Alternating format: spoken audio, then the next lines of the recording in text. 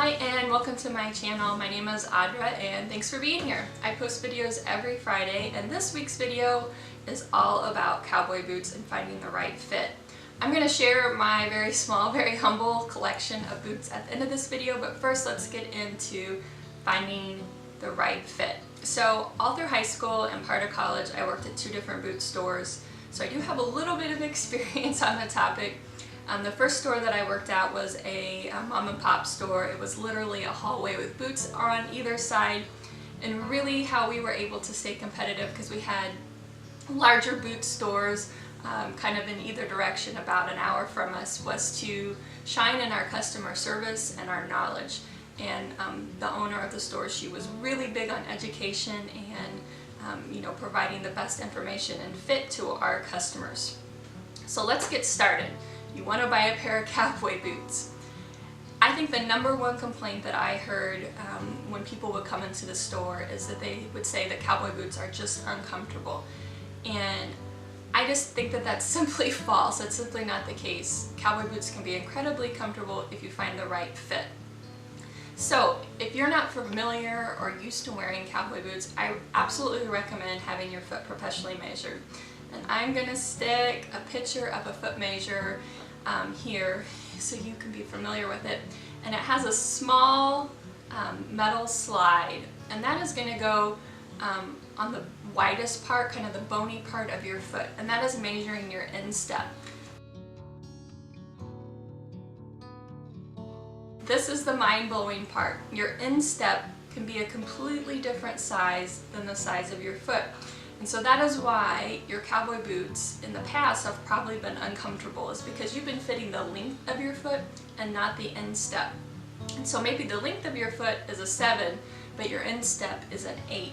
And so you need to try to marry those two numbers because they may be greatly different. I've seen that where it's several sizes difference.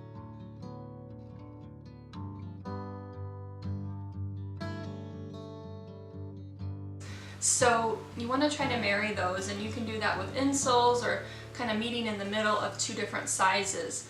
But that way the arch of your foot is hitting the arch of the boot and supporting your arch. And that's absolutely essential to having comfortable pairing boots, is that your arch and your instep are hitting that boot in the right spot. The other thing to think about is the width of your foot. And for women, B as in boy is a standard width, and then C is a wider width, and A is a narrower width. And then for men, D as in dog is a standard width, and then E, double E, it just kind of keeps on going for wider feet for men. It's important to be armed with that information if your foot is wider or narrower, because again, if you don't have, say, a wide option in the store, sometimes you can go up a size or a half a size to make that boot accommodate your foot. If you have tried going up that size and it's still not feeling right, then try to work with your salesperson and ask them if they could order you something in a wider width, because a lot of times they don't have those options in store, but they are available to order. So I really think it's a good idea to put those boots on, walk around for a little bit, and get a good feel for them. Now when you're walking around in those boots, you want to have a heel slip. And if you're not used to buying cowboy boots or wearing cowboy boots, this is going to be really scary for you because it's going to feel like you're buying boots that are too big. But it's absolutely vital to have heel slip to come away with a comfortable boot. And especially with leather boots, they have layers and layers of leather. Let me grab a boot here. So they have layers and layers of leather until you get that broken in where this is going to give. The only place that your foot has to go is up, or your heel. And so kind of the standard is an eighth of an inch. You want an eighth of an inch slippage on your heel. And it may be a little bit more, it may be a little bit less, but an eighth of an inch is a good place to start as far as your heel slip. And then once you get that boot broke in and the sole begins to give with your foot and conforms to your foot, then your heel will stop slipping. But you must have that heel slip.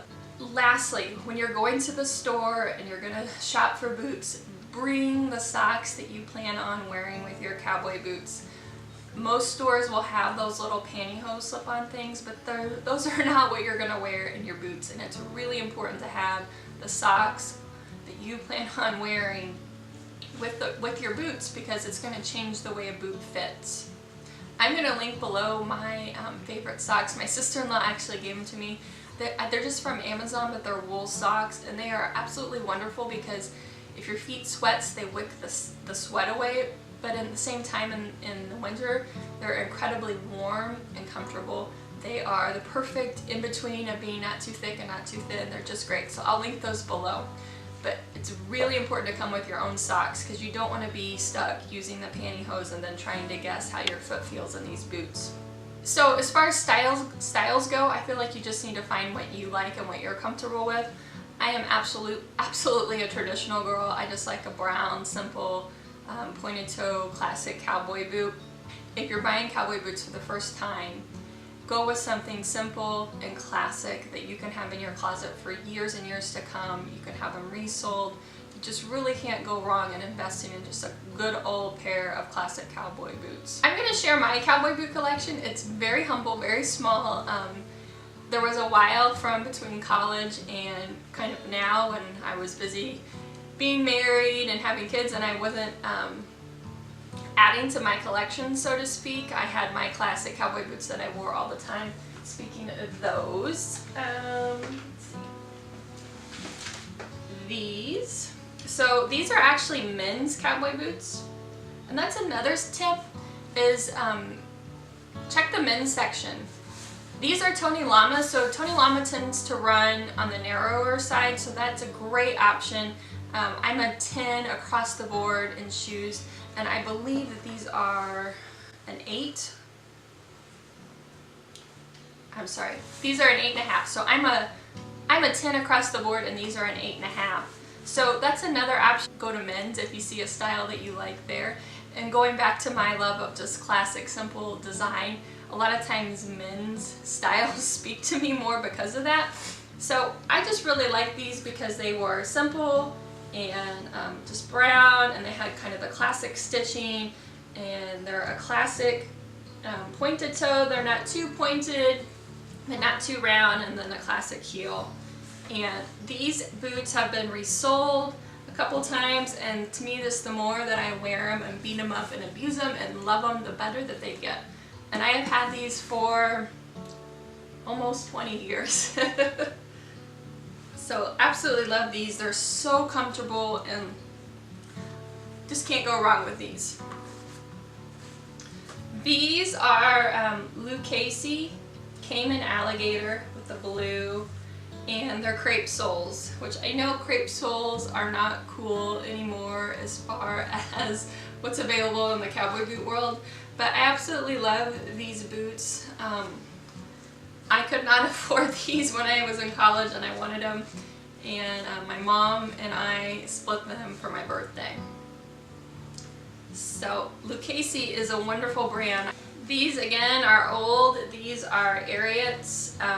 Ariats came out, was it the mid-90s, and they kind of blew the market away with their comfort technology that was supposed to be like tennis shoes. I believe they were started by 2 women who had worked in the tennis shoe industry. So a lot of boot companies now have kind of copied this, in my opinion, but these are absolutely comfortable. Love these boots. I used to only wear these to work or for nice, and they have become my everyday riding boots. As you can see, I got my spurs on there. I've had these for about a year now. These are Tony Lamas. I really wanted a tall pair of cowboy boots that fit thin around the leg, and I know that there are several brands that are making those that are very expensive, or expensive to me at the time, you know, around $500. Now, I'm not saying that that's a bad investment. It's absolutely a good investment, but I just really wasn't prepared to spend that much money at the time, so I came up with these, and they were around $200, and I absolutely love these. These were comfortable right out of the box. They have a very soft leather. They have a little higher heel, and they're a pointed toe, but they have a little snip. I don't know if you can see there. Love, love, love these. There's a couple other similar styles to these that have more of a square toe. So if you're not into pointed toes, there is a square toe option. And then lastly, like I said, I have a very small collection, are these ropers. I have never had roper boots before, and I kind of took a leap on buying these or ordering these, and again, these were super comfortable right out of the box. My mom has a pair of these. She absolutely loves them, and they have the little fringe detailing and the stud, and I love their neutral color.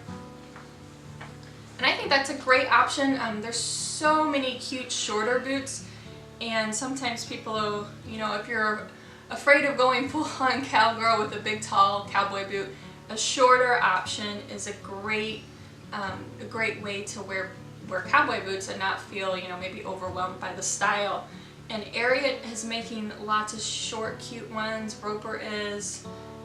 So there's lots of options out there. Thanks so much for watching. I'd love to hear from you if you have any questions about cowboy boots and trying to find the right fit. What are your favorite style of cowboy boots? I'd love to hear from you. Thanks so much for watching, and I will see you next week.